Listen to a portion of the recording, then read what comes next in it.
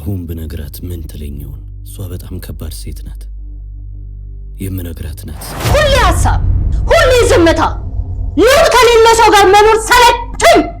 አንተም ብሎ ለነገ አቃጭ መሰረቱን ይሁን እንጂ ዓለም እኮ ትከሻዬ ላይ ከብዶኛል። አንቺ ካልደገፍሽኝ መቆም አልችልም። ደካማ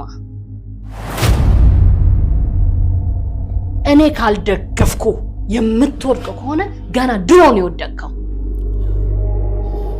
ታግዘኝ። ልደግፈኝ አይገባም ነበር? ላርግ የሰፈር ሰው መፋታታችንን ይሰማል ብዬ ቻልኩ። ለልጆቻችን ስንል ቻልኳት። ምን ላርጋት? ምን ልሁን? በቤት ውስጥ ጀግና ያልተባለ ባል ውጭ ወጥቶ ጀግና ሊሆን አይችልም። ምን ላርጋት?